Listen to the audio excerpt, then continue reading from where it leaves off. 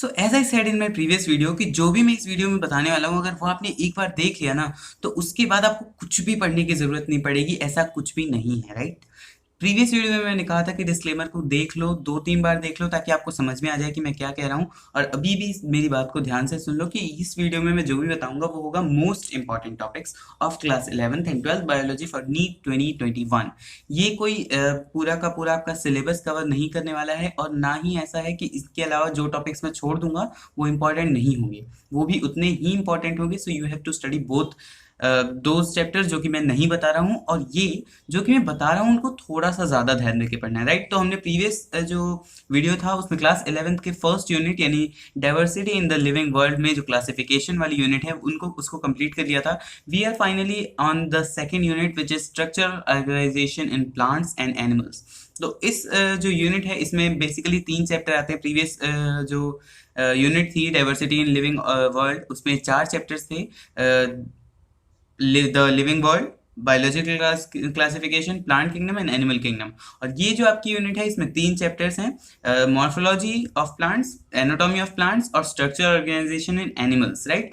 तो एनिमल्स वाला जो पार्ट्स है वो तीसरे में आता है एंड जो फर्स्ट एंड सेकंड जो चैप्टर है इसका वो प्लांट्स के ऊपर डील करता है। फर्स्ट उनकी मॉर्फोलॉजी, मॉर्फोलॉजी का मतलब एक्सटर्नल स्ट्रक्चर होता है, और एनाटॉमी, एनाटॉमी यानी कि उनका इंटरनल स्ट्रक्चर, किस तरीके से उनकी बॉडी ऑर्गेनाइज्ड है in cells and tissue and organ systems. तो हम सबसे पहले सेकेंड यूनिट का हमने ओवरऑल जान लिया कि क्या बात करने वाला है ये, किसी भी ऑर्गेनिज्म की बॉडी किस तरीके से ऑर्गेनाइज होती है in terms of cells, tissue, organ, organ system etcetera अगर उसमें प्रेजेंट है। क्योंकि हम यहाँ पे हायर प्लांट्स और हायर एनिमल्स की बात कर रहे हैं। हायर एनिमल्स से मतलब होता है वर्टिब्रेट्स और हायर प्लांट्स से मतलब होता है एटलीस्ट जिम्नोस्पर्म या फिर एंजियोस्पर्म बेसिकली। तो हम यहाँ पे एंजियोस्पर्म की मॉर्फोलॉजी की बात करेंगे फर्स्ट चैप्टर में। ये जो मैं फिर से बता दे रहा हूँ, ये जो साइंटिस्ट हैं ये भी इंपॉर्टेंट ही होते हैं। ये जो हर यूनिट की स्टार्टिंग में एक साइंटिस्ट के बारे में दिया होता है, इनको भी आप पढ़ लें। देयर आर फ्यू चांसेस कि इससे पूरा का पूरा पूछा जाए मतलब इनने क्या किया कैसे किया, बट स्टिल आपको उनका नाम पता होना चाहिए और उन्होंने सबसे इंपॉर्टेंट काम क्या किया। जैसे प्लांट एनाटॉमी में इनका बहुत बड़ा हाथ था तो उसके बारे में आपको पता होना चाहिए, राइट। तो हम जो हमारा चैप्टर 5 है यूनिट सेकंड का first chapter morphology of flowering plant, इसमें जानते हैं कि कौन कौन से वो इंपॉर्टेंट टॉपिक हैं जिनको हमें पढ़ना बहुत ही ज़्यादा इंपॉर्टेंट है और जिनको पढ़ने से ऐसा हम मान सकते हैं कि मैक्सिमम मार्क्स हमने गेन कर लिए हैं। हाउएवर आपको बाकी टॉपिक्स भी पढ़ने हैं, डिस्क्लेमर अगेन देख लीजिएगा, राइट। यहाँ पे हम देखें, मैं कैमरे को थोड़ा छोटा कर लूँ, this should be enough, yes, 1 second. या तो मॉर्फोलॉजी ऑफ फ्लावरिंग प्लांट की बात कर रहे हैं। यहाँ पे सबसे पहले बताया गया मॉर्फोलॉजी क्या होती है। ये इंट्रोडक्शन जो है एक सिंपल सी चीज़ है, ये आपको पता होगा, so you can skip this. मतलब स्किप नहीं करना है, रीड करना है इसको, but it is not the most important thing, ठीक है। उसके बाद आता है द रूट में आपका tap root and fibrous root system कैसे बनता है ये आपको पता है। डाइकोट और मोनोकोट में होता है रिस्पेक्टिवली दोनों। और एडवेंटिशियस रूट की बात की गई है। एडवेंटिशियस रूट क्या होता है, जो कि रेडिकल के अलावा किसी और पार्ट से ग्रो हो, यानी कि स्टेम, लीफ वगैरह से निकल रहे हो, ठीक है। जो इंपॉर्टेंट है आपका रूट में that is regions of root. आपको ये पूरा का पूरा जो डायग्राम है मैं यहाँ पे मार्क करा दूं, दिस इज द डायग्राम। यहाँ पे डायग्राम में बहुत ही ज़्यादा इंपॉर्टेंट हो जाता है रूट कैप, जैसे कि वाटर प्लांट्स में रूट पॉकेट कहते हैं। आई डोंट नो मैं ठीक से लिख पाऊंगा कि नहीं। रूट पॉकेट कहते हैं वाटर प्लांट्स में, ये बात आप ध्यान रखेंगे। Then we have region of meristematic activity, जहाँ पे सेल्स बहुत जल्दी जल्दी डिवाइड कर रहे होते हैं, एकदम प्राइमरी टाइप के सेल होते हैं। रीजन ऑफ एलोंगेशन, जहाँ पे सेल्स अभी भी डिवीजन की कैपेबिलिटी होती है बट दे आर एलोंगेटिंग, वो लंबाई में बढ़ रहे होते हैं, लॉन्गिट्यूडनली बढ़ रहे होते हैं ताकि रूट की लेंथ को बढ़ा सके, एंड देन वो फाइनली ऊपर पहुंच जाते हैं रीजन ऑफ मैच्योरेशन में, जहाँ पे जो सेल है मैच्योर होते हैं, डिफ्रेंशिएट होते हैं कोई स्पेसिफिक फंक्शन परफॉर्म करने के लिए, राइट।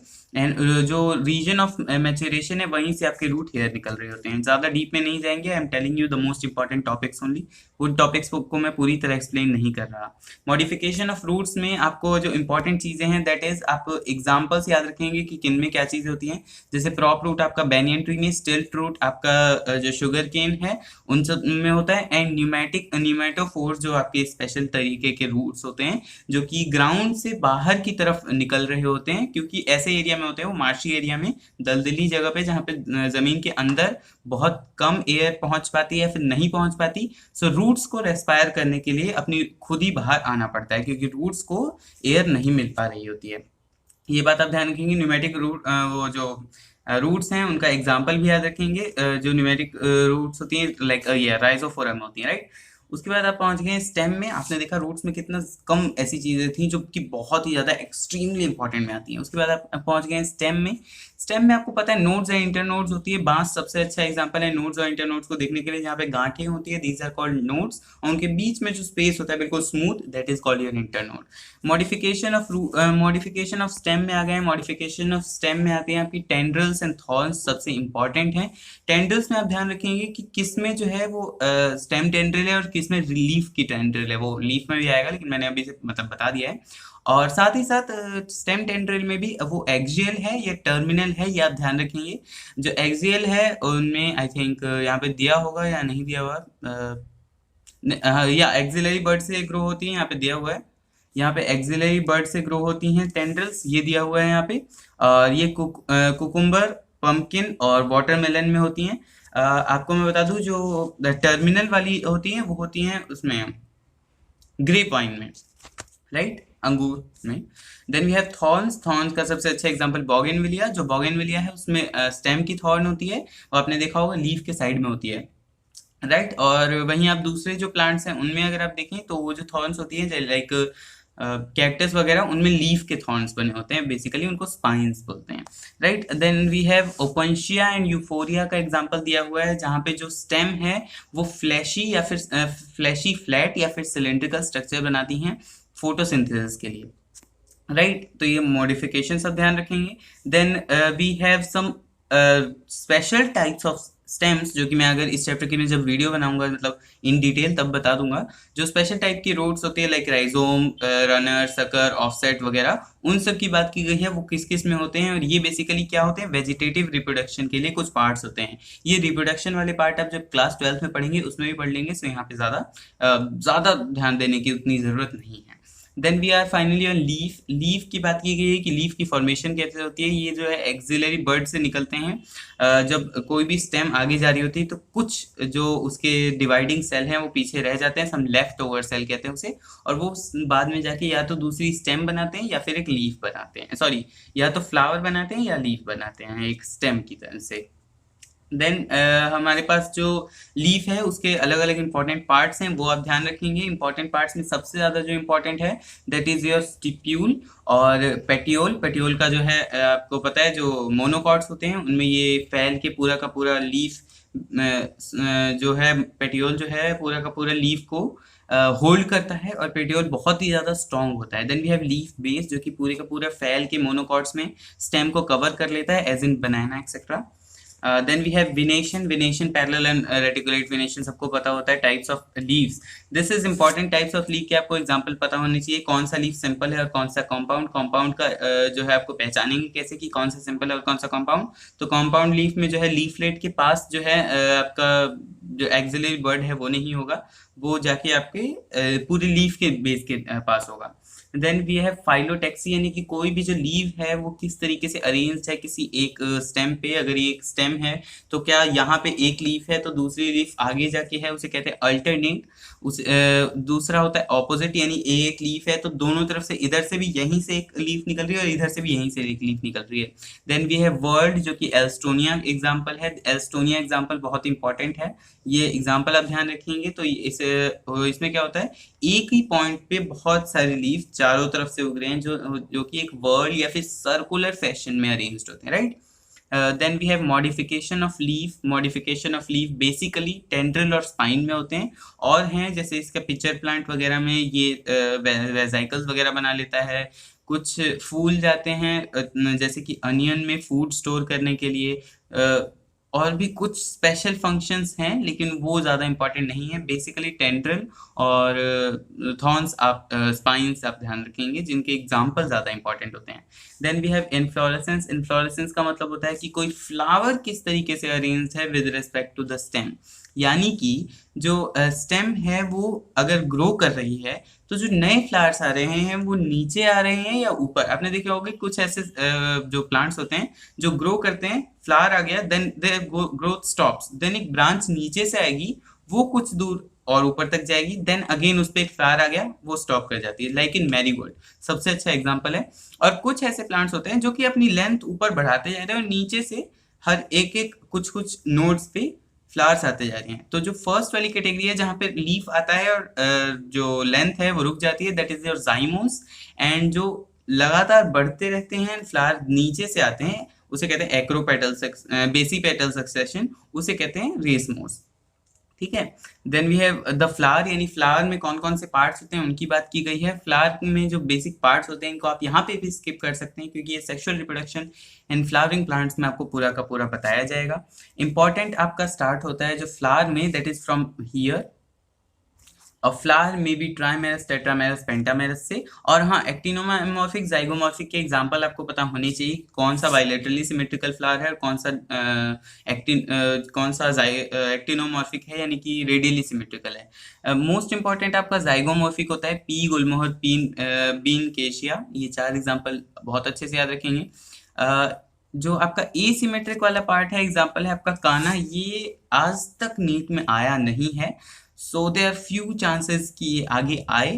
एक बार आप ध्यान रख लीजिएगा वैसे, क्योंकि मैंने कहा ही है इंपॉर्टेंट सब कुछ है, क्या आ जाए ये आपको नहीं पता है, राइट। सो आपको पढ़ना तो सब कुछ ही पड़ेगा। ब्रेक्ट और ई ब्रेक्टेट का भी आप ध्यान रखेंगे, इनके एग्जाम्पल यहाँ पे नहीं दिए हुए हैं, बट क्या होता है ब्रेक्ट और ई ब्रेक्टेट ये आप ध्यान रखेंगे। ओके, तो हम यहाँ पे पहुंच चुके हैं फ्लावर में ओवरी की position with respect to the other whorls, उनकी बात कर रहे हैं हम यहाँ पे। तो ओके तो यहाँ पे मतलब अभी मच्छर काट के चला गया तो यहाँ पे हम फ्लावर में जो है ओवरी की पोजीशन की बात कर रहे हैं with respect to different whorls of, मतलब डिफरेंट पार्ट्स। आप यहाँ पे देखेंगे जो आपका अगर ओवरी सबसे नीचे है, आप लास्ट वाला डायग्राम देखें डी वाला, तो ओवरी सबसे नीचे है, सबसे नीचे होगी तो थैलेमस डेफिनेटली उसको एंक्लोज करके रखेगा, और बाकी सारे पार्ट्स ऊपर हैं। इसी तरीके से बाकी सारे आपके पेरीगाइनस, यानी कि पेरी यानी चारों तरफ होता है, तो बाकी सारे जो वर्ल्स हैं वो ओवरी के ही चारों तरफ हैं, around on the same level. इस तरीके से आप सारे याद रखेंगे। इंपॉर्टेंट एग्जाम्पल्स हैं, ये जो डेफिनेशन है वो आप समझिए कि ना भी याद रहे तो चलेगा, एग्जाम्पल रट लीजिए या जो भी करना है कर लीजिए। पार्ट्स ऑफ अ फ्लावर है कैलिक्स, करोला एंड रेशम एंड गाइनीशियम, तो ये आपको ऑटोमेटिकली याद हो जानी चाहिए। एग्जाम्पल जो इंपॉर्टेंट होते हैं इन एस्टिवेशन, एस्टिवेशन के एग्जाम्पल बहुत ही ज़्यादा इंपॉर्टेंट है, स्पेशली वेलवेट, इम्ब्रिकेट और वैक्सिलरी का। ट्विस्टेड का एग्जाम्पल फिर भी बहुत कॉमन होता है, केशिया एंड गुलमोहर, सॉरी केशिया एंड गुलमोहर तो इम्ब्रिकेट में है, तो आप याद रखेंगे लेडी फिंगर, कॉटन और रोज, ये इसमें ट्विस्टेड। It's quite easy. जो सबसे ज्यादा इंपॉर्टेंट है that is velvet and vexillary. ठीक है।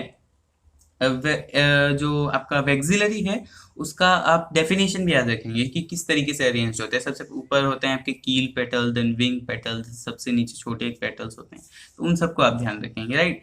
Then we have androecium and gynoecium की पोजीशनिंग के बारे में आप इनको एक बार रीड कर सकते हैं, नॉट दैट मच इंपॉर्टेंट, क्योंकि इनसे यहाँ से क्वेश्चन नॉर्मली बनते नहीं है। इंपॉर्टेंट एस्टिवेशन था।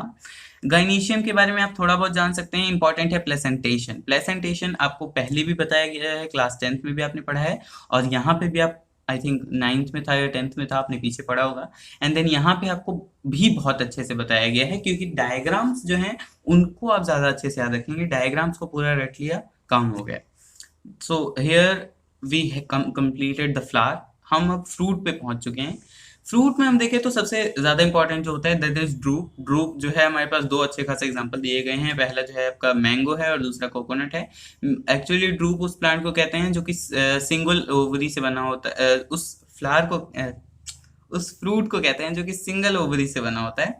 तो ये उसका एग्जांपल है मैंगो एंड कोकोनट, जिसमें कोकोनट का जो मिडल वाला पार्ट है यानी मीजोकार्प जो है वो वुडी होता है, सॉरी फाइब्रस होता है। आपने देखा होगा हेयर लाइक कुछ बहुत ज्यादा होते हैं उनमें, ऊपर एक पतली सी कवरिंग होती है, that is your epicarp. Mesocarp आपका वो जो पार्ट है पूरा का पूरा जो फाइबर है, एंड उसके बाद एक वुड होता है दैट इज योर एंडोकार्प, जो कि सीड को कवर करता है, जो हम अंदर व्हाइट पार्ट खाते हैं that is our endocarp, right.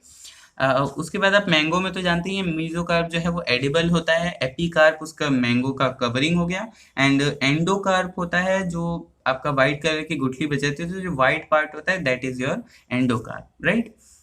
Then we have finally the seed. Seed में आप डाइकोटिलेडन्स और मोनोकोटिलेडनस का बस आप सीड का स्ट्रक्चर याद कर ले, बाकी सब कुछ इतना ज़्यादा इंपॉर्टेंट नहीं है। यहाँ पे स्क्यूटलम सबसे ज़्यादा इंपॉर्टेंट हो जाता है कि एक लाइक शील्ड शेप्ड आपका इसका कॉटिलेडन होता है। आपको कोलियोप्टाइल एंड कोलियोराइजा के बारे में पता होना चाहिए। याद करने का सिंपल तरीका है, कोलियोराइजा में आर होता है तो रेडिकल हो गया, कोलियोप्टाइल में पी आता है तो वो प्लूम्यूल हो गया, राइट। यहाँ आप टेक्निकल सब टेक्निकल डिस्क्रिप्शन दी गई है, सेमी टेक्निकल कह सकते हैं इसे। ये आप ध्यान रखेंगे, यहाँ ये इंपॉर्टेंट नहीं है, इंपॉर्टेंट है इनके एग्जाम्पल्स। अगेन मैंने पहले ही बोला था मॉर्फोलॉजी में बहुत ज़्यादा एग्जाम्पल्स हैं, आपको एग्जाम्पल्स ही सबसे ज़्यादा ध्यान देने हैं। So you will have to remember the example of each family. हर फैमिली के कम से कम क्या सारे एग्जाम्पल ही आपको याद होने चाहिए। और एक एक एग्जाम्पल आई थिंक 1 2 3 4 5 6 7 8 9 10 ऐसे एग्जाम्पल सब में ही दिए हुए हैं, सो आपको सब याद करने पड़ेंगे। यहाँ पे भी शायद 4-5 एग्जाम्पल होंगे। Where are they? 1 2 3 4 5, yes 5 examples are here also, तो आप सारे के सारे याद रखेंगे। साइंटिफिक नेम्स अगर आप याद कर सके तो well and good. So we are finally at anatomy of flowering plant chapter 6 पे आ चुके हैं हम। फ्लावरिंग जो हमने मॉर्फोलॉजी है इसको कंप्लीट कर लिया, इंपॉर्टेंट पार्ट्स जान लिए। साथ ही मेरी आदत होती है कि जब भी मैं कोई चीज़ पार्ट बताता हूँ तो उसको थोड़ा सा एलेबोरेट कर ही देता हूँ। So we are at anatomy में कोशिश करूंगा कि इसमें मैं ज़्यादा एलेबोरेट ना करूँ, बल्कि आपको इंपॉर्टेंट टॉपिक्स के ऊपर आपका ध्यान ज़्यादा खींचूँ। यहाँ पे आप देखें तो टिश्यू में आप सबसे पहले एक, इसका अच्छा रहेगा अगर आप इस चैप्टर का फ्लो चार्ट बना सके, तो इट इज़ अ टिप पढ़ने के लिए। अगर आप इसका फ्लो चार्ट बना लें तो well and good. I think मेरे पास है, मैं देखूंगा अगर मेरे पास होगा। आई थिंक यहाँ पे नहीं है, बट अगर मेरे पास होगा तो मैं आपको अवेल करा दूंगा, वही बहुत अच्छा रहेगा आपके पास। सो इसमें आप देखिए टिश्यू जो है 2 टाइप का होता है, मेरिस्टेमेटिक, परमानेंट। इस तरीके से आपको पढ़ना है। परमानेंट कितने टाइप के होते हैं? Xylem and phloem. Meristematic 3 type के होते हैं, पेरेन्काइमा, क्लोरेन्काइमा, स्क्लेरेन्काइमा। तो आप इस तरीके, कॉलेन्काइमा ना क्लोरेन्काइमा, तो ये आप इन तीनों इस तरीके से याद रखें तो ज़्यादा अच्छा रहेगा, ठीक है। और उसके बाद आप देखें सबसे पहले फ्लो चार्ट बन जाएगा तो आपको कुछ भी ऐसा बचेगा नहीं जो कि इंपॉर्टेंट आपका बच जाए, राइट। लेकिन आप मोस्ट इंपॉर्टेंट की बात कर रहे हैं तो यहाँ पे सबसे पहले ये डायग्राम अगर आपको ना समझ में आए तो इसको मत पढ़िए, क्योंकि ज़रूरी नहीं है कि हमेशा डायग्राम ही इंपॉर्टेंट हो। Sometimes the things written are better than the diagrams. तो आप यहाँ पे सबसे पहले देखें, यहाँ पे आपको पूरा का पूरा जो inter calorie, axillary, apical, inter calorie और लेटरल, तीनों के तीनों मेरिस्टम के बारे में बताया गया है। साथ ही साथ एक बात आप ध्यान रखें कि मेरिस्टम्स भी सेकेंडरी हो सकते हैं। लेटरल मेरिस्टम सेकेंडरी होता है, वो बाद में फॉर्म होता है, क्योंकि लेटरल मेरिस्टम का काम होता है गिर्थ बढ़ाना, और गिर्थ बढ़ती है सिर्फ डाइकोट्स प्लांट की जिनमें सेकेंडरी ग्रोथ होती है, राइट। इस बात को आप ध्यान रखेंगे।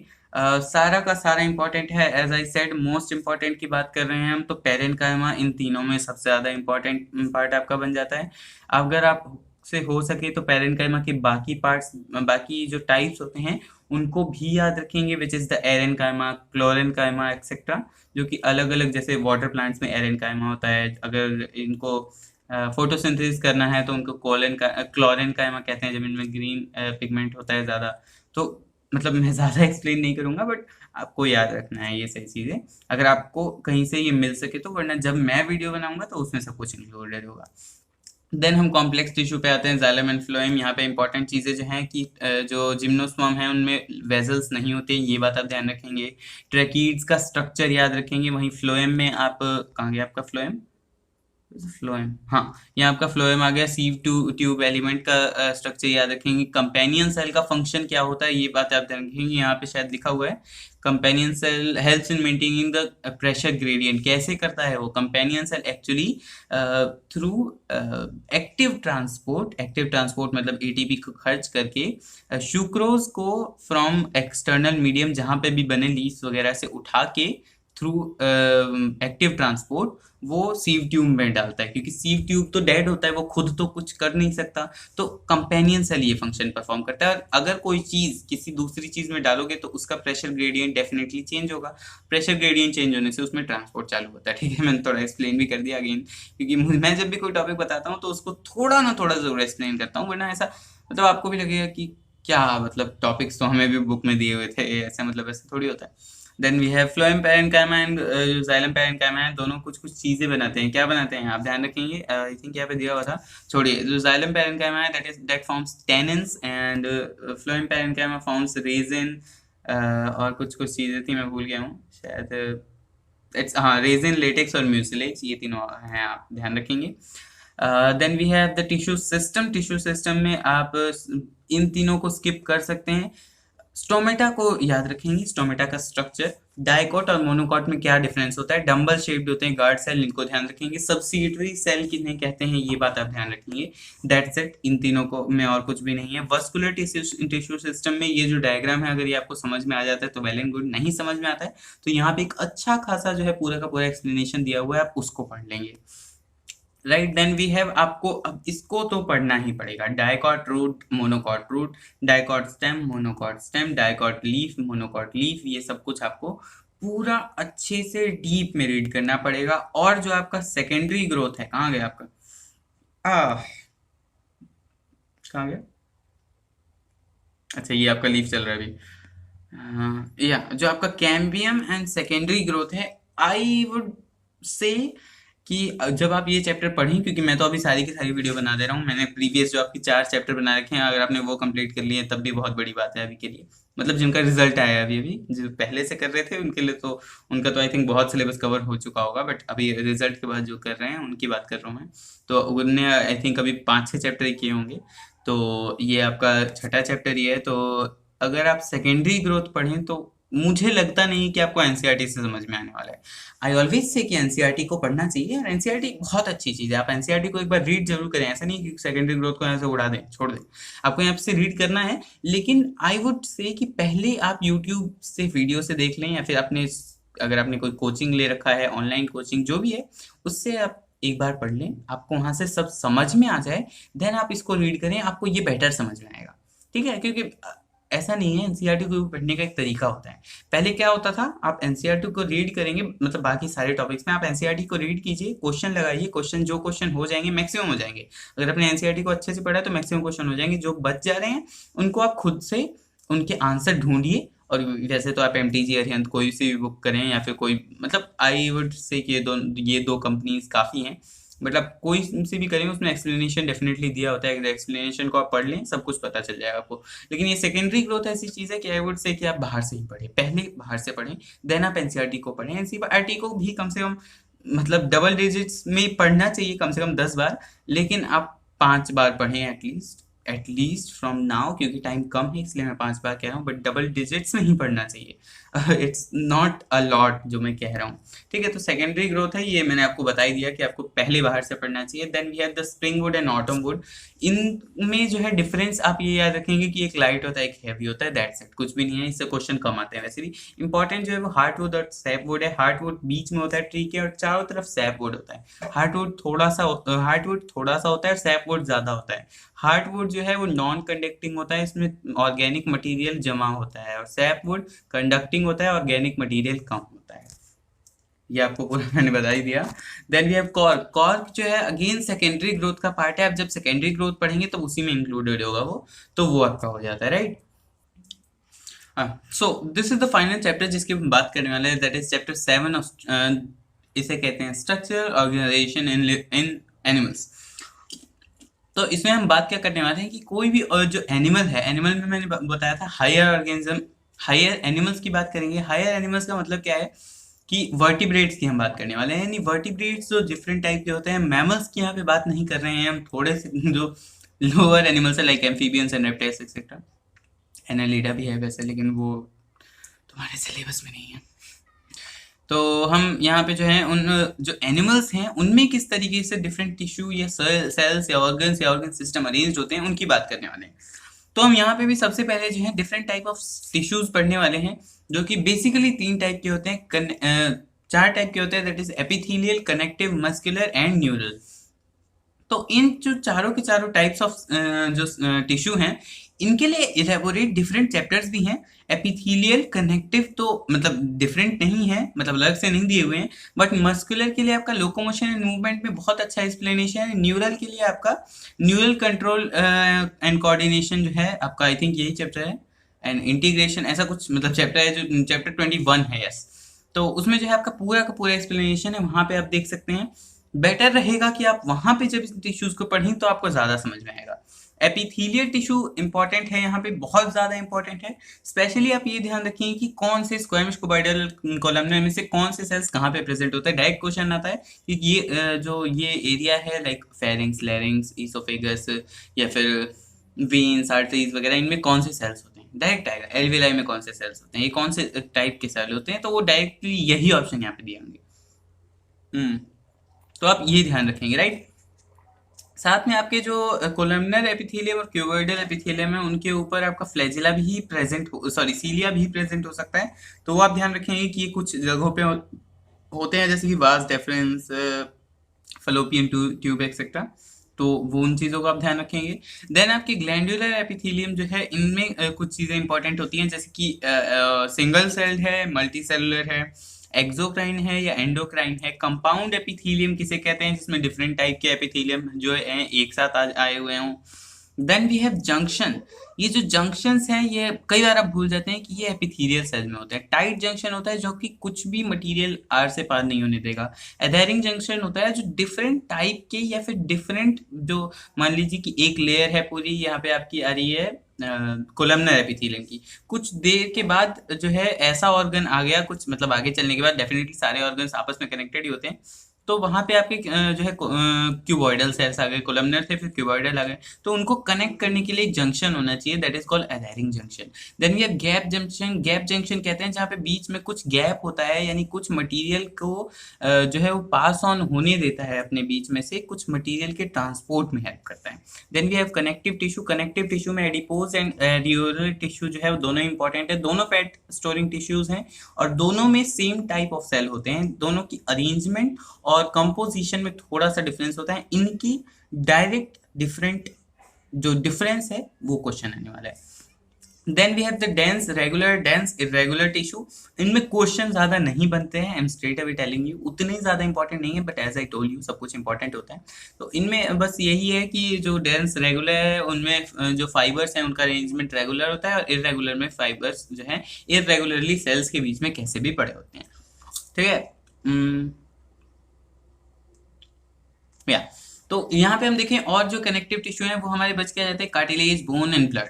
कार्टिलेजेस जो है और बोन्स जो है उनका ओरिजिन सेम होता है, जब वो ऑसिफाई हो जाते हैं या फिर कैल्सिफाई हो जाते हैं, दोनों ही टर्म्स यूज होती हैं। सही टर्म ऑसिफाई है, यानी जब उनमें कैल्शियम की डिपोजिशन हो जाती है तब वो बोन सेल बन जाते हैं या फिर ओस्टियोसाइट बन जाते हैं। उनको पहले बोला जाता है जब वो कार्टिलेजेस के जो सेल होते हैं दे आर कॉन्ड्रोसाइट। ब्लड जो है सिर्फ एकमात्र लिक्विड कनेक्टिव टिश्यू है, ये भी आप ध्यान रखेंगे, ठीक है। कंपोजिशन ज्यादा याद करने की यहाँ पे जरूरत नहीं है। मस्कुलर टिश्यू को आप यहाँ पे थोड़ा सा स्किप कर सकते हैं, बस आप ये 3 टाइप याद रखेंगे, और ये तीनों टाइप कहाँ कहाँ प्रेजेंट होते हैं ये बात आप ध्यान रखेंगे। कार्डियक सिर्फ हार्ट में होता है। जो आपका स्केलेटल मसल है ये आपकी मैक्सिमम जगह पे बाइसेप, ट्राइसेप मसल, बैक, जो आपके थाइज, लेग्स, जहाँ पे भी हैं आपके मसल्स, ये सारे के सारे स्केलेटल मसल्स हैं।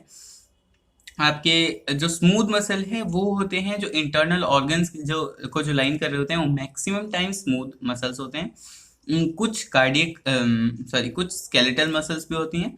तो ये आपके मसल्स जो हो गई कहाँ पे प्रेजेंट है, इंपॉर्टेंट है। यहाँ पे न्यूरल टिश्यू जो है अगेन यहाँ पे थोड़ा सा स्किप कर सकते हैं, चैप्टर 21 में आपको पूरा का पूरा मिल जाएगा, तो आपको ज्यादा ध्यान देने की यहाँ पे जरूरत नहीं है। ग्लायल सेल के बारे में थोड़ा सा जान लीजिएगा कि ग्लायल सेल्स जो है वो जो न्यूरल सेल है उनको सपोर्ट करते हैं। अगर हो सके तो अगेन मैं डेफिनेटली जब इस पे भी वीडियो बनाऊंगा तो मैं प्रोवाइड कर दूंगा, बट उसमें अभी टाइम लगेगा क्योंकि मैं अभी स्टार्टिंग से वीडियो बना रहा हूँ, तो उसमें अभी टाइम लगने वाला है। बट अगर आपको कहीं मिल सके तो different type of glial cells, जो 5 तरह के ग्लायल सेल्स होते हैं, उनको अगर आप याद कर सकें तो बहुत अच्छा रहेगा आपके लिए। क्वेश्चंस आ चुके हैं। ऑर्गन्स एंड ऑर्गन सिस्टम की हम जब बात करें तो ये बेसिकली बात कर रहा है कि किस तरीके से टिश्यू जो है finally organs and organ system में अरेंज होता है। यहाँ पे हम 3 डिफरेंट एनिमल्स के जो इलेबोरेट बॉडी दिया हुआ है उसकी हम बात कर रहे हैं। यहाँ पे फेरेटिमा यानी कि अर्थवर्म की बात कर रहे हैं। ल्यूम्ब्रिकस पहले कहते थे, अब इसका नाम फेरेटिमा ही है। जो है ल्यूम्ब्रिकस इंडियन स्पीशीज है अर्थवर्म की, which is not very common. जो कॉमन अर्थवर्म है that is your Pheretima. Syllabus में नहीं है इसलिए मैं इसे स्किप कर रहा हूँ, और ये सच में सिलेबस में नहीं है, नीट में भी नहीं है, डोंट वरी। ठीक है, एनाटॉमी तक हो गया आपका। देन वी हैव, ये मैंने एक्चुअली ये पूरा का पूरा पढ़ा था, सो I didn't not know till then कि this is not in the syllabus. आपका कॉकरोच है सिलेबस में।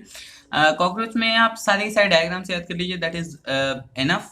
जो इनफ नहीं रहेगा, आप बस यहाँ भी आपको सिर्फ डायग्राम याद करने की जरूरत है, ये भी डायग्राम काफी रहेगा, ये भी डायग्राम काफी रहेगा। जो आपको याद करने की जरूरत पड़ेगी, ये जो पूरा का पूरा पैराग्राफ है ना, ये cockroaches are dioecious and both में both sexes have well developed reproductive organs. यहाँ से आपको याद करना पड़ेगा, क्योंकि ये जो है इनके जो सेगमेंटेशन है, उनके कौन से सेगमेंट में कौन सा बॉडी पार्ट है, ये यहाँ पे दिया गया है। सो ये आपको याद रखना पड़ेगा। डायग्राम अगेन ये वाला भी उतना ही इंपॉर्टेंट है जितने बाकी थे। ठीक है, तो यहाँ पे हमने जो है कॉकरोच का भी कंप्लीट कर लिया है, और बाकी इसमें फ्रॉग है which is again not in syllabus. Frog को भी आप स्किप करेंगे। एक्चुअली मैं जब तक फ्रॉग तक पहुंचता कॉकरोच को कंप्लीट करके, तब तक मुझे पता चल चुका था कि it is not in the syllabus, तो मैंने फ्रॉग को ज़रा सा भी नहीं पढ़ा था, मैंने कॉकरोच को ही पढ़ा है। सो या, तो आप इसको स्किप करेंगे। It is not at all important. जो फ्रॉग है और अर्थवॉर्म है, उनको बिल्कुल पूरी तरह आप स्किप करेंगे, वो तो है ही नहीं इंपॉर्टेंट। मैंने कहा ना बाकी सब इंपॉर्टेंट, वो है ही नहीं इंपॉर्टेंट, हम उनको बिल्कुल छोड़ देंगे। अभी के लिए वीडियो यहीं पे वाइंड अप करते हैं, क्योंकि हमारा जो है यूनिट सेकंड खत्म हो गया है। अगर आप मुझे सपोर्ट करना चाहते हैं तो चैनल को सब्सक्राइब कर दें, वीडियो को एक लाइक कर दें। दूसरे लोगों को शेयर करेंगे तो उनको भी पता लगेगा कि कौन कौन से इंपॉर्टेंट टॉपिक है, उनको क्या क्या पढ़ना चाहिए, क्या अच्छे से पढ़ना चाहिए, और जो मैंने एक्सप्लेन किया वो उनको भी एक्सप्लेन हो जाएगा। अगर यहाँ तक वीडियो देख रहे हो तो प्लीज़ वीडियो को लाइक ज़रूर कर देना, चैनल को सब्सक्राइब कर दोगे तो आगे की जो यूनिट्स हैं उनके बारे में भी मैं आपको इजीली बता पाऊंगा। नोटिफिकेशन को ऑन कर देना ताकि बाकी की वीडियोस आपको मिल सके। Thank you very much, bye.